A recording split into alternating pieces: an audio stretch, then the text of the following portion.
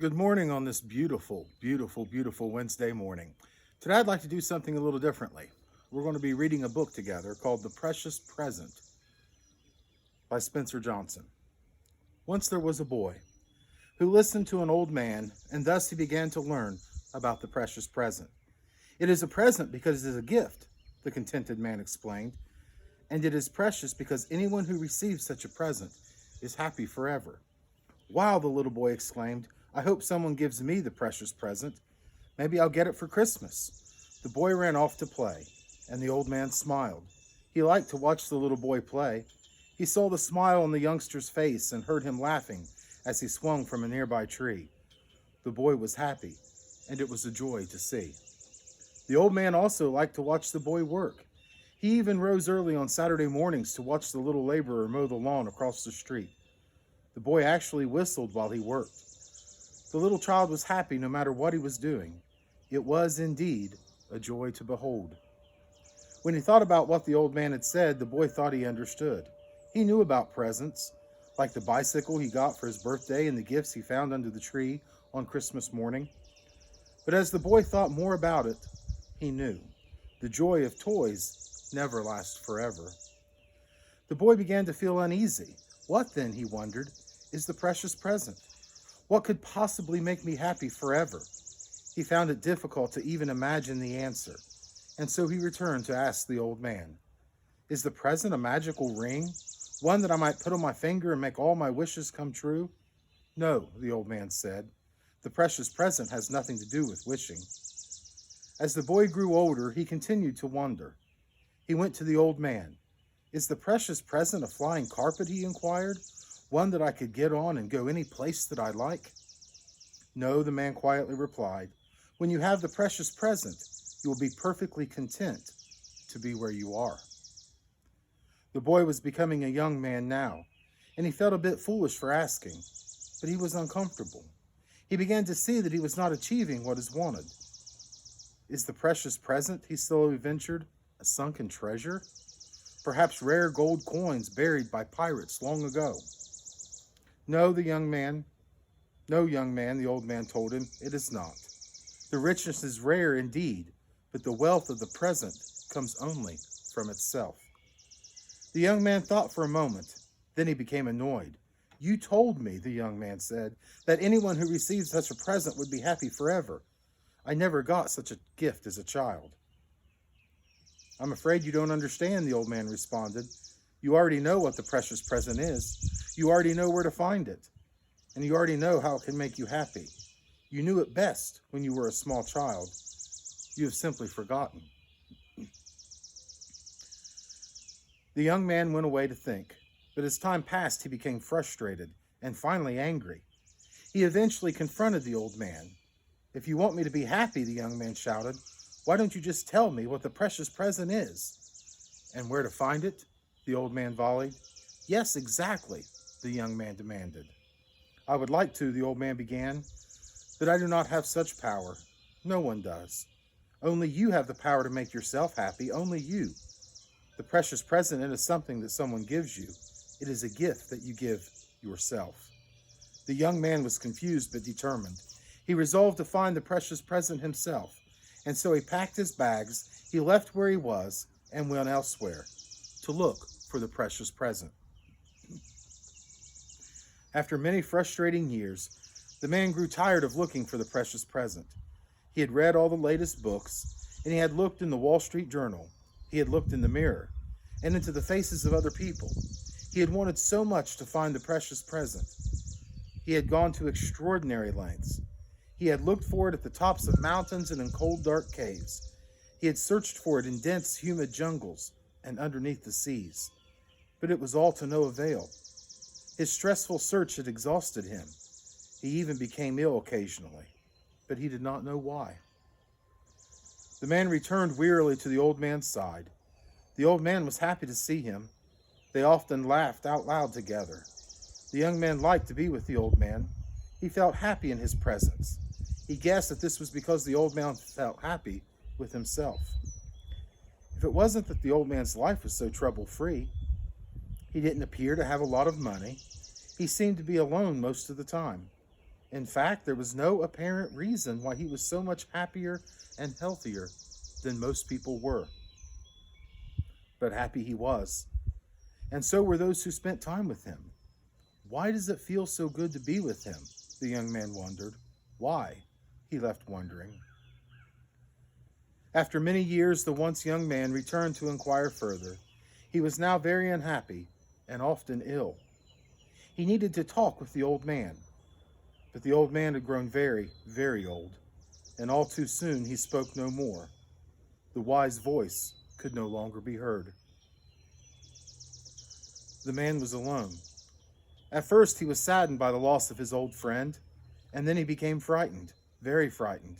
He was afraid that he would never learn how to be happy, until finally he accepted what had always been true. He was the only one who could find his own happiness. The unhappy man recalled what the happy old man had told him so many years ago, but as hard as he tried, he could not figure it out. He tried to understand what he had heard. The present has nothing to do with wishing. When you have the present, you will be perfectly content to be where you are. The richness of the present comes from its own source. The present is not something that someone gives you. It is something that you give to yourself. The unhappy man was now tired of looking for the precious present. He had grown so tired of trying that he simply stopped trying. And then it happened. He didn't know why it happened, when it happened. It just happened. He realized that the precious present was just that, the present, not the past, not the future, but the precious present. In an instant, the man was happy. He realized that he was in the precious present. He raised both of his hands triumphantly into the cool, fresh air. He was joyous for one moment. But then, just as quickly as he had discovered it, he let the joy of the present moment evaporate. He slowly lowered his hands, touched his forehead, and frowned. The man was unhappy again. Why, he asked himself, didn't I see the obvious long ago? Why have I missed so many precious moments? Why has it taken me so long to live in the present? As the man remembered his fruitless travels around the world and his search for the precious present, he knew how much happiness he had lost. He had not experienced what each special time and place had to offer. He missed a great deal, and he felt sad. The man continued to berate himself, and then he saw what he was doing. He observed that he was trapped by his guilt about his past. When he became aware of his unhappiness and of his being in the past, he returned to the present moment, and he was happy.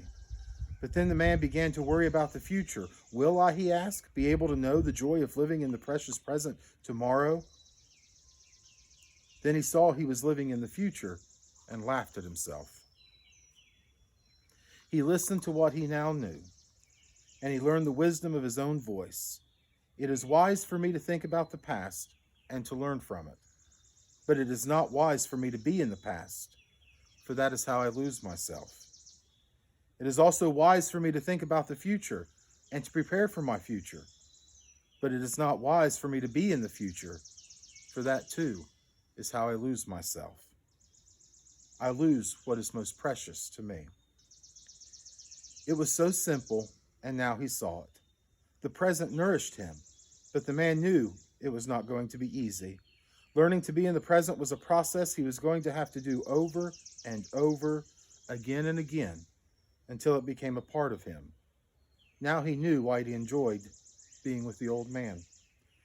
The old man was totally present when he was with the younger man. The old man was not thinking about something else or wishing he was somewhere else. He was fully present. And it felt good to be with such a person. The younger man smiled at himself the way the old man used to smile.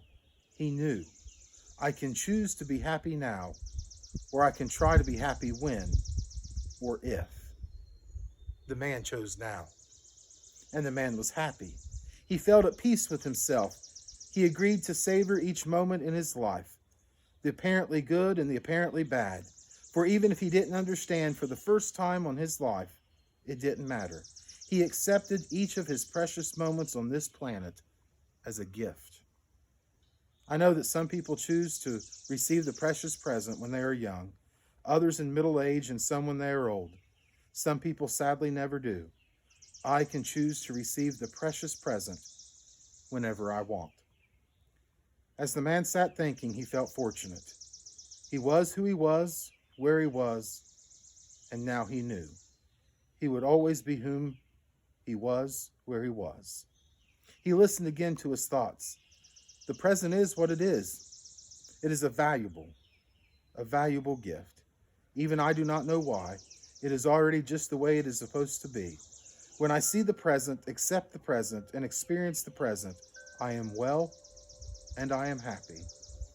Pain is simply the difference between what is and what I want it to be. When I feel guilty over my imperfect past, or I'm anxious over my unknown future, I do not live in the present. I experience pain. I make myself ill, and I am unhappy. My past was the present, and my future will be the present. The present moment is the only reality I ever experience. As long as I continue to stay in the present, I am happy forever, because forever is always the present. The present is simply who I am, just the way I am, right now. And it is precious. I am precious. I am the precious present. It was as though he could hear the old man talking, and then he smiled, and his smile widened, and he laughed. He felt great joy. He knew he was listening not to the old man, but to himself.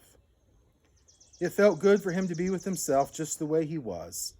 He felt he knew enough. He felt he had enough. He felt he was enough now. He had finally found the precious present and was completely happy. Several decades later, the man had grown into a happy, prosperous, and healthy old man. One day, a little girl came by to talk to him. She liked to listen to the old man, as she called him. It was fun to be with him. There was something special about him, but she didn't know what it was. One day, the little girl began to really listen to the old man. Somehow, she sensed something important in his calm voice. He seemed very happy. The little girl couldn't understand why. How could someone so old, she wondered, be so happy? She asked, and the old man told her why. Then all of a sudden, the little girl jumped up and squealed with delight.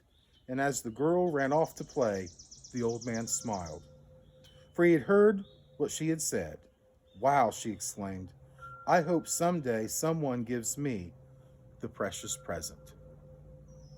And again, this has been The Precious Present by Spencer Johnson.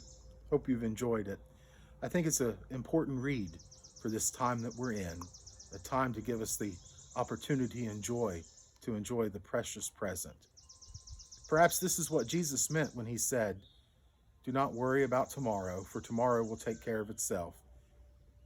Each day has enough troubles of its own."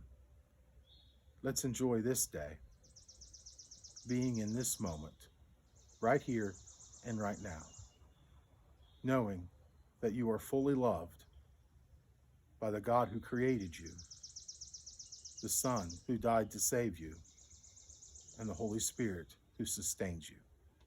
Hope you have a blessed day.